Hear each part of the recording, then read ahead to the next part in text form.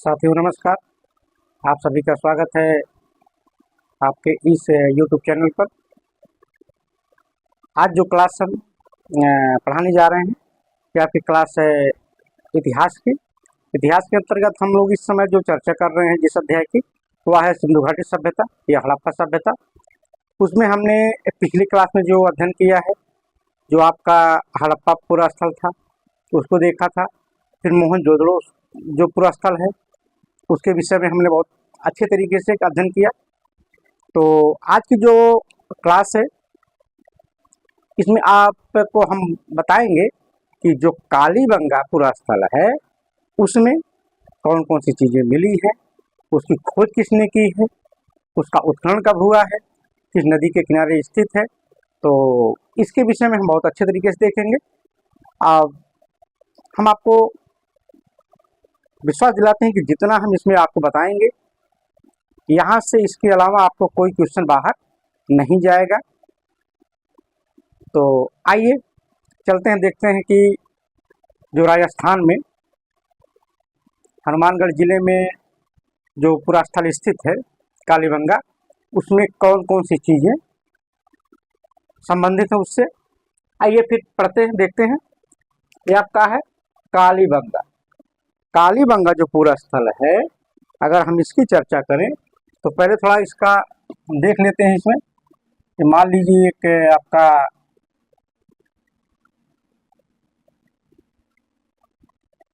एक मानचित्र हो गया।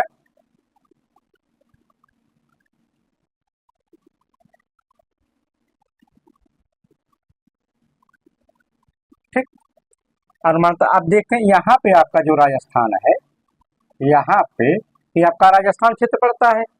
अब इसी में एक आपका राजस्थान हो गया, सॉरी ये आपका राजस्थान है। राजस्थान में एक जिला है हनुमानगढ़। हनुमानगढ़ जिला है। ठीक, तो हनुमानगढ़ जिसका जो यही वर्तमान नाम है, तो यही जो आपका हनुमानगढ़ जिला है, इसी में एक प्राचीन समय में एक नदी बहती थी जिसे हम सरस्वती नदी कहते थे। सरस्वती नदी। ठीक, तो अब देखते यही आपका जो है हनुमानगढ़ जिला में जो सरस्वती नदी बहती थी, इसी के किनारे जब आपकी विद्वानों ने यहाँ की खुदाई की तो वहाँ से विभिन्न प्रकार के पुरास्थल मिले। तो उसमें एक पुरास्थल कालीबंगा भी था। अब आपको दिखाते हैं, अच्छे से पढ़ते हैं कि कालीबंगा क्या है, कालीबंगा का अर्थ क्या है। विद्वानों ने कहा जो कालीबंगा का अर्थ है कि काले रंग की चूड़ियां। समझिएगा, प्रश्न परीक्षा में पूछा जाता है कि कालीबंगा का अर्थ क्या है। तो कालीबंगा का अर्थ है काले रंग की चूड़ियां। अर्थात हम बात करें इसका नाम काले रंग की चूड़ियां क्यों पड़ा, क्योंकि यहाँ पे चूड़ियां बनाने का कारखाना मिला है। ठीक, आइए अब एक एक करके इनके बिंदु को देखते हैं। अब इसकी स्थिति कहाँ है, ये स्थित कहाँ पे है, तो राजस्थान में गंगानगर जिला इसका प्राचीन नाम था। क्या नाम इसका, प्राचीन नाम इसका है, ठीक, गंगानगर। ठीक, गंगानगर जिला है जिसका वर्तमान नाम क्या है, हनुमानगढ़ जिला। ये परीक्षा में पूछा जाता है, ये भी पूछा जाता है और ये भी दे देता है कभी कभी। इसलिए आपको दोनों ध्यान देना है कि राजस्थान में गंगानगर जिला जो उसका प्राचीन नाम है, जो इसका वर्तमान नाम इस समय है बदल करके रख दिया गया है हनुमानगढ़ जिला। इसी जिले के अंतर्गत एक नदी बहती थी, प्राचीन सरस्वती नदी, जो कि अब विलुप्त हो चुकी है। ठीक, अब देखते हैं इसको खोजा किसने। यहाँ पे एक पुरातत्ववेत्ता हैं अमलानंद घोष। क्या नाम है इनका? अमलानंद घोष। इन्होंने 1952 ईस्वी में, ये जो वर्तमान इसी सरस्वती नदी का वर्तमान नाम क्या है? घग्घर नाम है। और इसी से संबंधित एक नदी है दृश्यवती या चौतंग नदी। ये सब अलग अलग तरीके से बना करके परीक्षा में पूछा जाता है। ठीक, अब देखते हैं अमलानंद घोष ने 1952 ईस्वी में सरस्वती नदी, जो वर्तमान में घग्घर नदी के नाम से जाना जाता है, जिसे दृश्यवती या चौतंग नदी भी कहा गया, ठीक, इसी का खोज इन्होंने किया था। अब देखते हैं कि खुदाई, जब इसकी खोज हो गई, अब खुदाई की जब बारी आई, इसके जो उत्खनन करता है वो कौन है? बीबी लाल और बी के थापर। ये दो पुरातत्ववेत्ता हैं जिन्होंने कालीबंगा पुरास्थल की खुदाई की। पहला नाम इनमें किनका नाम है? बीबी लाल का है, दूसरा बी के थापर का है। ये परीक्षा में पूछा जाता है कि कालीबंगा पुरास्थल का खोज किसने किया और इसका उत्खनन किसने किया।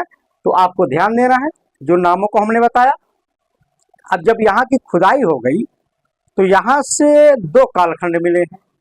पहला जो कालखंड मिला है वह है प्राक हड़प्पा काल।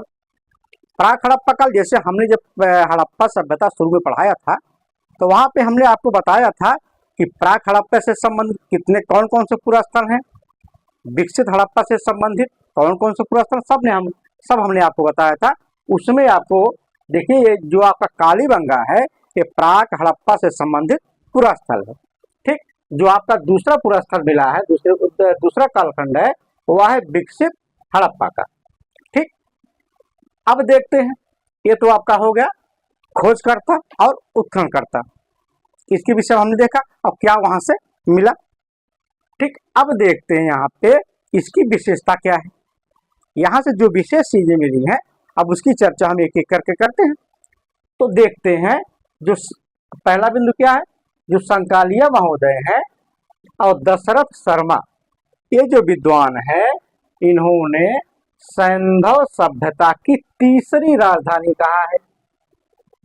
आपको ध्यान देना है कि जो कालीबंगा पुरास्थल है जो राजस्थान में स्थित है, उसी को संकालिया महोदय और दशरथ शर्मा जो पुरातत्ववेत्ता हैं, इन्होंने सैंधव सभ्यता को इसकी तीसरी राजधानी कहा। अब आते हैं अगले बिंदु पर। और क्या मिला यहाँ से? मिला यहाँ से कालीबंगा सभ्यता से चूड़ी बनाने का केंद्र मिला है। ठीक, कालीबंगा जो सैंधव स्थल है, यहाँ से चूड़ी बनाने का कारखाना मिला है। ठीक, इसी चूड़ी बनाने के जो कारखाने तमाम प्रकार के मिले हैं, इसी को देख करके विद्वानों ने इससे क्या कहा? काले रंग की चूड़ियां, उसका अर्थ ही वहीं से है। अर्थात यहाँ पे क्या होगा, बहुत सारे चूड़ी बनाने के कारखाने मिले होंगे। अब आगे बढ़ते हैं अगले बिंदु पर। तो अगला बिंदु जो है, कालीबंगा में मकानों, चबूतरों तथा रक्षा प्राचीरों में कच्ची ईंटों का प्रयोग किया गया, अतः इसे गरीबों की बस्ती कहा जाता है। जो कालीबंगा पूरा स्थल है वहां से क्या मिला? जो मकान मिले हैं, जो चबूतरे मिले हैं, जो रक्षा प्राचीर मिला है। रक्षा प्राचीर जो दुर्ग बनाया गया है, जो पश्चिमी टीला पूर्वी टीला था, उसको जो घेरा गया है एक हिसाब से। ठीक, तो वही जो रक्षा प्राचीर है उसी को जो बनाया गया है वो कच्ची ईंटों का प्रयोग उसमें किया गया। वही यहाँ पे कहा गया है कि जो यहाँ पे मकान, चबूतरे, रक्षा प्राचीर मिला है, उसे बनाने के लिए कच्ची ईंटों का प्रयोग किया गया। इसी स्थिति को देख करके विद्वानों ने इसे क्या कहा? कहा कि ये जो कालीबंगा है यह गरीबों की बस्ती रही होगी। अब देखते हैं जो और महत्वपूर्ण यहाँ से स्थल में साक्ष्य मिले हैं, अब उसकी चर्चा करते हैं। अब कालीबंगा जो हमने बताया आपको कि यह प्राक सैंधव स्थल है, तो जो प्राक सैंधव स्थल है यहाँ से क्या मिला है? एक जूता हुआ खेत मिला है। क्या मिला? एक जूता हुआ खेत मिला है। अब जो खेत है, अब इसे देखते हैं खेत में कौन कौन से फसल बोए जाते थे। अब जो खेत है प्राक सैंधव की, इसकी जो बसावट है, अर्थात जो खेत है या जो वहां पे बस्ती रहती थी, जो बसावट थी, उसके दक्षिणी भाग में स्थित है यह खेत। ठीक, जो खेत मिला यहाँ से, जो कालीबंगा की जो निवास करने वाले लोग थे, जहां उनका घर बना था, उसके दक्षिण दिशा में यह खेत पाया गया। ठीक, ये जो खेत पाया गया, ये खेत में आपको एक साथ दो फसल बोने के प्रमाण है। एक साथ दो फसल यहाँ पे बोया जाता था। अब देखिए, जो यहाँ पे दो फसल बोई जाएगी तो क्या होगा, जो खेत की जुताई होगी वह जालीदार की गई। इसकी जो खेत की जुताई की गई थी वह जालीदार होगी, एक ऐसे होगी, एक ऐसे ऐसे की जाएगी। ठीक, अर्थात इसकी जो जुताई थी वह जालीदार थी। ठीक, अब देखिए, जब यहाँ पे जुताई हो गई, ठीक, अब कैसे हुई इसकी जुताई। देखिए, यहाँ पे जो हराइयां बनी थी, यहाँ पे दो हराई बनी, एक कम दूरी की हराई और एक ज्यादा दूरी की हराई। जो कम दूरी की हराई है वहां पे चना बोया गया। देखिए, यहाँ पे हमने आपको जो बताया, यहाँ पे ध्यान दीजिए थोड़ा। यहाँ पे जैसे आपका हो गया, ये आपका उत्तर हो गया, ये आपका पूर्व हो गया, ये पश्चिम है, ये आपका दक्षिण है। ठीक, अब देखिए, ये जो सरसों है, यहाँ पे ये सरसों हमने यहाँ पे जो आपका चित्र बनाया है, जो सरसों है, इसकी जो बुआई है, जो जो हराइयाँ बनाई गई, जो काफी दूरी की हराई थी, जो उसमें चना बोया गया। इसकी जो बोने की जो दूरी है वह 190 सेंटीमीटर है। और जो कम हराई की दूरी थी उसमें क्या बोया गया, उसमें इन्होंने चना बोया। अर्थात अगर हम बात करें, जो कालीबंगा में खेत की जुताई की गई थी, एक साथ दो फसल बोए गए थे। जो कम दूरी की हराई थी उसमें चना बोया गया, और जो ज्यादा दूरी की हराई थी उसमें सरसों बोया गया। ठीक, आपको समझ में आ गया होगा। तो अब देखते हैं और क्या मिला यहाँ से। यहाँ से सार्वजनिक नालियां तो नहीं मिली है, लेकिन लकड़ी की नाली अवश्य मिली है। अब यहाँ की विस्तृतता देख लीजिए। कालीबंगा में जो जल निकासी की व्यवस्था थी, यहाँ पे सार्वजनिक नाली की व्यवस्था नहीं थी, लेकिन यहाँ से लकड़ी की बनी हुई नाली मिलती है। ठीक, अब अगर बात करेंगे तो यहाँ से क्या होगा, इसे अगर अच्छी तरीके से समझें तो स्पष्ट हो जाता है कि यहाँ से जो शहरी जल निकास की व्यवस्था थी, यहाँ पे उसका अभाव मिलता है। ठीक, जैसे हमने देखा था हड़प्पा और मोहनजोदड़ो में, उस तरीके से यहाँ पे जल निकासी की बहुत अच्छी व्यवस्था नहीं थी। ठीक, अब आते हैं अगले बिंदु पर। अगला बिंदु क्या है, यहाँ पे देखिए, दुर्ग का द्विभागीकरण मिलता है। द्विभागीकरण का अर्थ क्या हुआ, जो दुर्ग है, जो किला बनाया गया यहाँ पे, जिसमें उच्च वर्ग के लोग रहते थे, उसे एक बार तो बनाया गया उसका किला, लेकिन उसके बाद भी दोबारा उसे एक दूसरे रक्षा प्राचीर से उसे घेरा गया। तो वही क्या है, दुर्ग का द्विभागीकरण यहाँ से मिलता है। अब देखते हैं, यहाँ पे दुर्ग हो ही गया रक्षा प्राचीर। ठीक, अब क्या है, जो निचला नगर है, जो गरीब बस्ती जहाँ रहती थी, जहाँ सामान्य लोग रहते थे, उसकी भी किलेबंदी यहाँ पे की गई है। अर्थात हम बात करें, जो आपका पश्चिमी टीला, पूर्वी टीला है, दोनों टीलों की रक्षा प्राचीर से घेरा गया था। ठीक, अब बात करते हैं अगले बिंदु पर। अगला बिंदु क्या है, सड़कों को पक्का बनाने का प्रमाण यही से मिलता है। अब ध्यान दीजिएगा कि जो कालीबंगा की सड़कें बनाई गई हैं, उसे पक्का बनाने की कोशिश की गई। अर्थात जो सड़कें बनाई गई वह पक्की बनाई गई थी। ठीक, सड़कों को पक्का बनाने का प्रमाण यहीं से मिलता है। अब देखते हैं अगले बिंदु पर, कालीबंगा में शौचालय बनाने का कोई प्रमाण नहीं मिलता है। अगर परीक्षा में पूछा जाए कि शौचालय बनाने का प्रमाण कहाँ से नहीं मिला है, ठीक, तो आपका उत्तर क्या हो जाएगा? कालीबंगा। अब आते हैं अगले बिंदु पर। कालीबंगा में एक टीला मिला है, उस टीले पर 7 आयताकार यज्ञ वेदियां मिली हैं। एक टीला वहां पे मिला है जहां पे 7 की संख्या में यज्ञ वेदी मिली है। जब यज्ञ वेदी मिली यहाँ पे, तो उसके कुछ दूरी पर एक अलग से एक सिंगल एकल यज्ञ वेदी वहां से भी मिली है। ठीक, एकल यज्ञ वेदी यहाँ से मिलती है कुछ दूरी पर। अब देखिए, जो कालीबंगा है वहां से जो मकान मिले हैं, उन मकानों से भी यज्ञ वेदियां मिली हैं। ठीक, मकानों से यज्ञ वेदियां मिली हैं। जब इतनी संख्या में यहाँ से यज्ञ वेदियां मिलेंगी, तो हम यह अनुमान लगा सकते हैं कि जो कालीबंगा के लोग थे, यह क्या करते थे? इसी यज्ञ वेदियों के माध्यम से देवताओं की उपासना करते रहे होंगे। ठीक, अब इसका और प्रूफ यहाँ पे क्या मिला है कि यहाँ से एक बलि कुंड मिला है। यहाँ से घरों से यज्ञ वेदियों से मिली, लेकिन कुछ दूरी पर वहां पे एक बलि कुंड मिला है जहां पे पशुओं की बलि दी जाती रही होगी। ठीक, ये आपका हो गया। अब बढ़ते हैं अगले बिंदु पर। अगला बिंदु क्या है कि कालीबंगा से मातृ देवी की कोई मूर्ति नहीं मिलती है। आपको ध्यान देना है, परीक्षा में पूछा जाता है कि कौन सा पूरा स्थल है जहां से कोई भी मातृ देवी की मूर्ति नहीं मिलती है।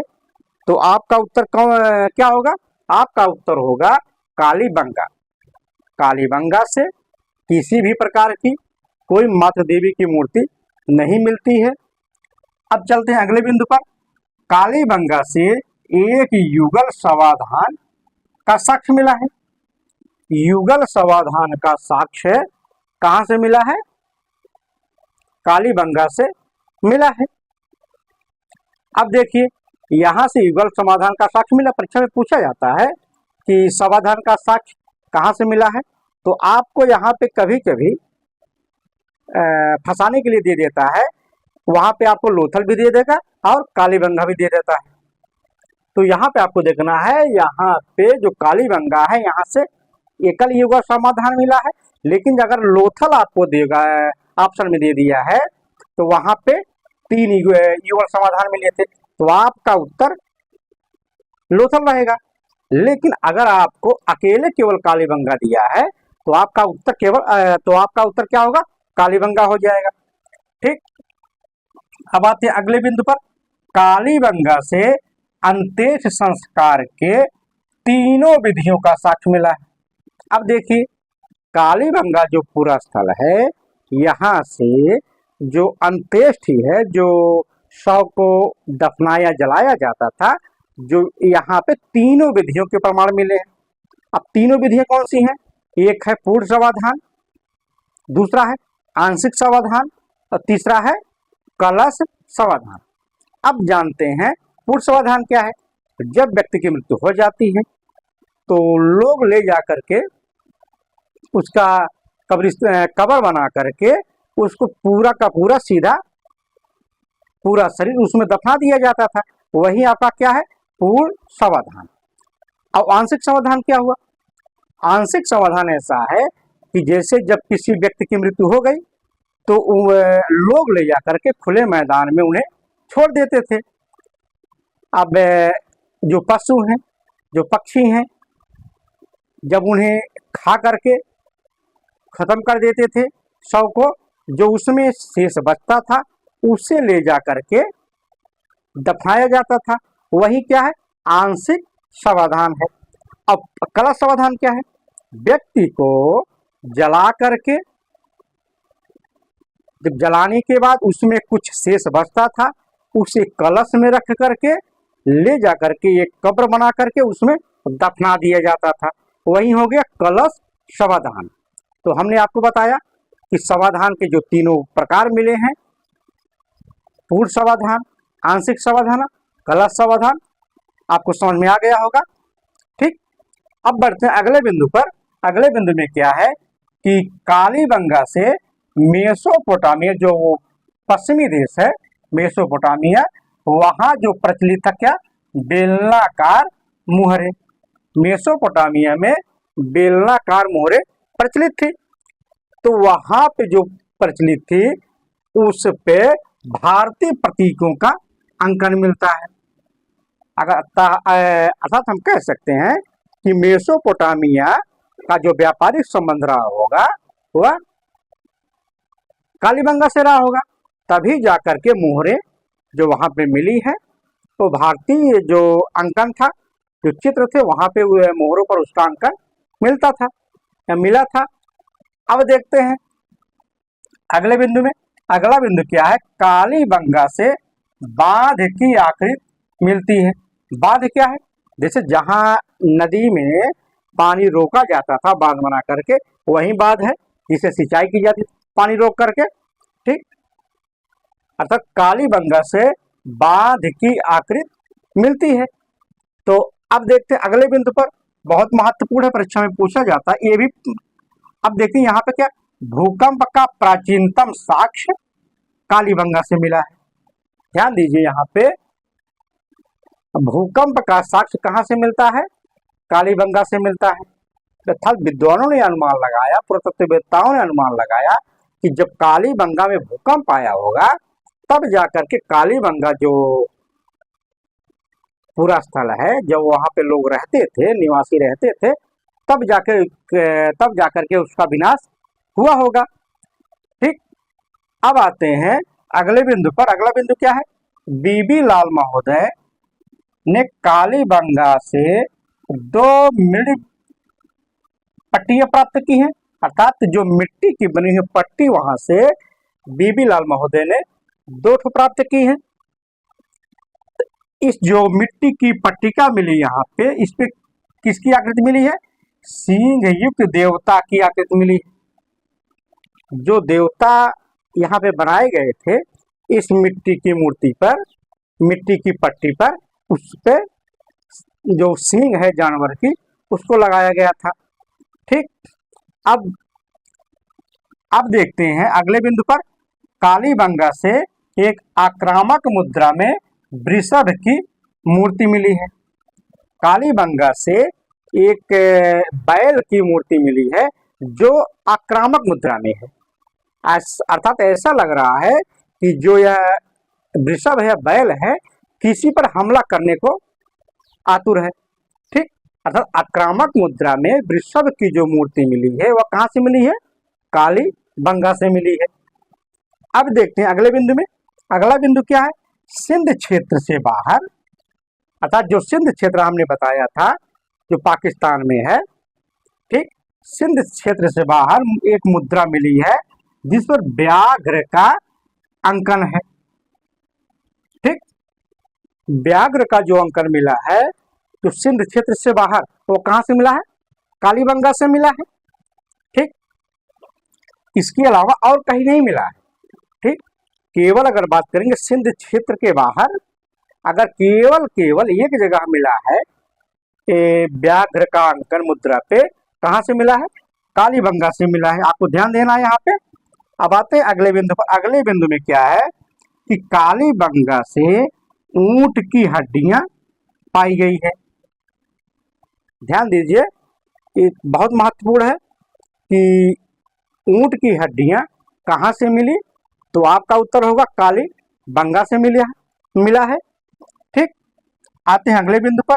अब यहाँ पे क्या मिला, एक पल्ला मिला है, अर्थात जो किवाड़ है, जो दरवाजा बनाया गया, तो जो किवाड़ है जिसे पल्ला इन्होंने कहा, पल्ले पर छेद किया हुआ एक किवाड़ मिला है। ठीक, ये साक्ष्य केवल कालीबंगा से ही मिला है और कहीं से ही नहीं मिला है कि जो किवाड़ में पल्ले लगे थे उसमें छेद किया गया था। ठीक, अब क्या है, कालीबंगा से जो घर मिले हैं, कच्चे ईंटों का नाद मिला है। आपको ध्यान देना है, जो कालीबंगा में घर मिला है, घर के अंदर नाद मिला है। अब नाद क्या है? जिसमें जानवर को चारा खिलाया जाता है। ठीक, जब चारा खिलाया जाएगा उसमें, जब घर के अंदर नाद मिलेगा तो वहां पे अनुमान लगा सकते हैं कि जो जानवर थे उसको घर के अंदर बांधा जाता था। ठीक, अब आते हैं यहाँ से जो और महत्वपूर्ण चीजें मिली हैं उसको देख लेते हैं। यहाँ से क्या मिला है? यहाँ से मिट्टी का खिलौना मिला है। ठीक, मिट्टी का खिलौना मिला है। जो गाड़ी खिलौने में जो गाड़ी बनी है उसका पहिया मिला है। मिट्टी का जो खिलौना बना, जो गाड़ी के आकार में बना है, उसका पहिया मिला है। उसके बाद क्या मिला है? कालीबंगा से हाथी दांत की कंघी मिली है। हाथी दांत की कंघी कहाँ से मिली है? कालीबंगा से मिली है। अब देखते हैं, कालीबंगा से बेलनाकार तंदूर मिला है। परीक्षा में पूछा गया कई बार कि बेलनाकार तंदूर का साक्ष्य कहाँ से मिला है? तो कालीबंगा से मिला है। अब देखते हैं अगला बिंदु और महत्वपूर्ण है कि अलंकृत ईंटों का निर्माण फर्श बनाने में किया गया। कालीबंगा में अलंकृत ईंटों का जो काम है उसे फर्श बनाने में किया गया। ठीक, तो अब देखते हैं यहाँ से और जो साक्ष्य मिला है कि पंख फैलाए हुए बगुले की आकृति मिली है। कालीबंगा से एक बगुला मिला है जो अपने पंख को फैलाए हुए है। ठीक, अब आते हैं अगले बिंदु पर। अगले बिंदु में है कि कालीबंगा से एक बालक की खोपड़ी मिली है। ध्यान दीजिए, ये बहुत ही महत्वपूर्ण है।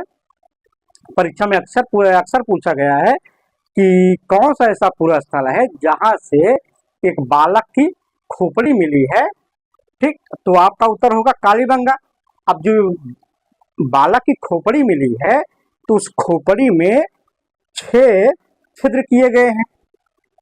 जब खोपड़ी में छेद किया गया जो उसमें, तो जो पुरातत्ववेत्ता जो विद्वान हैं उन्होंने अनुमान लगाया कि जब छेद किया गया है तो इसका अर्थ यही होगा कि यहाँ पे शल्य चिकित्सा की व्यवस्था रही होगी। ठीक, अब देखिए यहाँ पे आपको बहुत ध्यान देना है। यहाँ पे बहुत बार प्रश्न पूछा गया है, बहुत महत्वपूर्ण ये है कि जो कालीबंगा है यहाँ से एक बालक की खोपड़ी मिली है जिसमें 6 छेद किया गया है। ठीक, अर्थात हम कह सकते हैं कि यहाँ से शल्य चिकित्सा या ऑपरेशन जिसे हम कहते हैं उसका प्रमाण कालीबंगा से मिला है। तो मिलते हैं अगली क्लास में।